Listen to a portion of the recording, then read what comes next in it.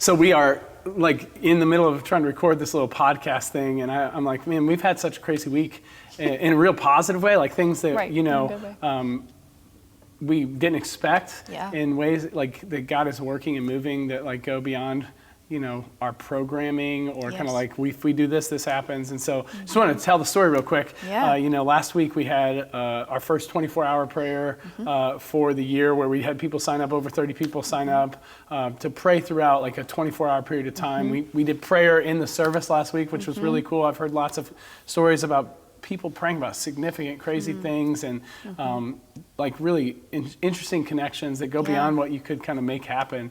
But we also baptized people. We had 6 people planned to be baptized. 2 more were baptized in the service. But I went home, I was going for a run, and I get a text from Brittany McNeil, Jermaine's wife, and she's like, hey, there's a young man here who wants to be baptized. It's like 3 o'clock. I was gone. I was on a run. I got back, and there's like 4 texts from her, like, I don't know what to say. But I told him to come back at 6 because people would be here for prayer night and youth group, and maybe a pastor would be here too. So I came back to baptize him. He shows up at 4 because he's so excited. He didn't know when we would be back, but he shows up at 4 with 2 of his buddies. They're just sitting out front of the church.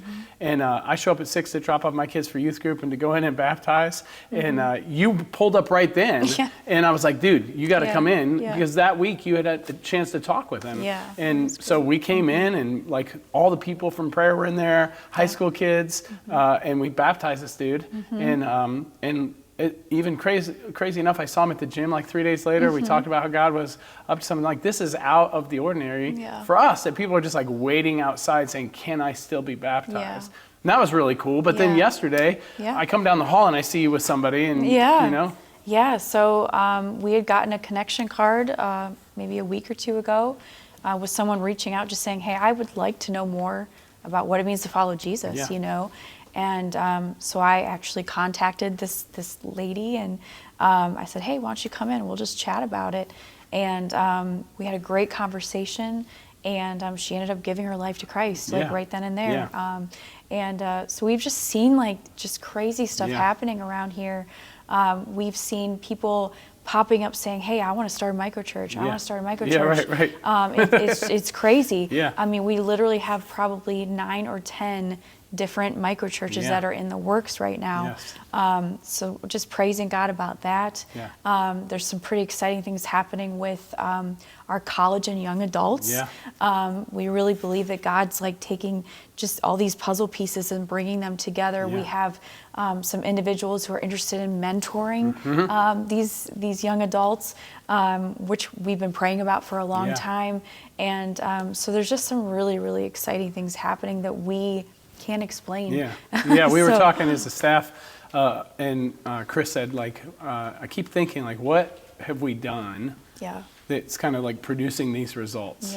And we all are like, I don't think we are. Like, I don't think there's anything that we could say, like, this is it, you know? And other than, like, God is doing it. And I think the only thing that I would say is, like, we like weathered a lot of storms.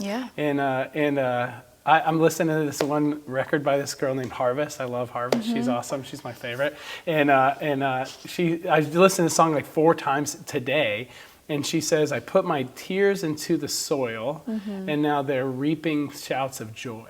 And I think that is part of like what we're seeing is this like harvest, really. It's like, you know, we are excited about. And so we just want to tell the story, you know. And I want you to say this. Like we talked at the end of the day yesterday after all this, or maybe after your conversation with that woman, and you went back to get a refill of coffee or something. Warm up your coffee in the microwave like a true addict. It's bad. It's bad. But what did you say you felt like God was saying to you? So I just got done praying with this woman, and just kind of walked her through, here's some next steps of following Jesus, and was just extremely excited to be able to be there in that moment.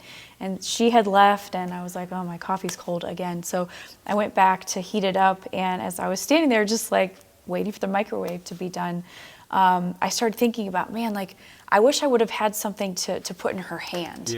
And so I felt like in that moment, God was like, you better get something because there's more coming. Yeah.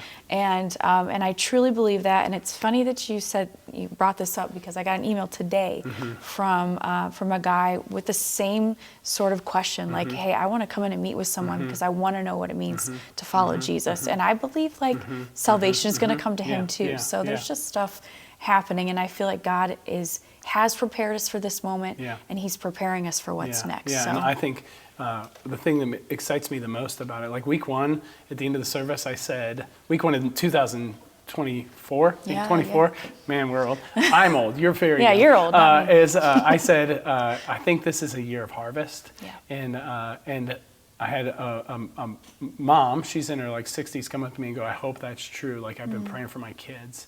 And I think, we're having an opportunity because people come to the church to talk to us, right? But I think it's not just for like paid professionals. Right. Like I think the harvest is plenty. Yeah. You use that line, but the workers are few. But actually there's workers. Yeah. And if you're part of the body of Christ, if you're part of our church or other churches, if you're seeing this, like there's harvest ready. Yes. And we just need to like be open. Yes. Be open, because you never know. Like, I mean, the things that we've experienced this week, like a guy, like 2 more people getting baptized, a dude showing up with his buddies at 6 p.m., this woman who gave her life to Christ, like it is like I don't want to say like work's not the right word, but it's the easiest things we've done this week. Yeah. Like it's just like ready. Like the Lord is at work. Yes. I think it's true in our neighborhoods and our schools and our families. And so we want to tell the story because it's exciting and it's encouraging, and we want to tell more. We can't wait. And I will say too, I think it's about an awareness, and it's not just for us here on staff. Yeah. It's literally everyone who's following Jesus. It's all about like just being aware of how God is moving, because he's already moving. He's already doing things, and he's preparing the soil for us to just like come in and be like, this is the answer. Right. Jesus is the answer. Yes. I mean, if you think about the analogy, if the harvest is plentiful, like it's not like we're waiting for it to happen. Right. It's ready. It's ready to go. Yeah, but the workers are few. It's not like, it's just like, who's willing to get out in the field and do a little work? Right. Like who's willing to like, grab the grain for it, just pop it off. Like it's that. So I think, our encouragement is that God is allowing us to be a part of it. Like what a gift. Yes. But then on the other side of that is like, we want everybody to be a part of it. Yeah. Like this is, I'm serious. It's a new season. It is. I think for not just our church. I think our church is just part of something much bigger that God is doing. And I think, the call is to focus on Jesus, because there's a lot of other noise that wants to distract us. I watched the news this morning. There's 3 things I should be mad about. They told me. It's like, no, I need to focus my heart on the ways of Jesus and what he's calling me to do, because he's up to something. Yes, he is. He always is. Yes. But we get to be a part of it in a fresh new way. Yeah. It's very cool. It's an invitation. Yeah. So, it's very cool. It's awesome. Cool.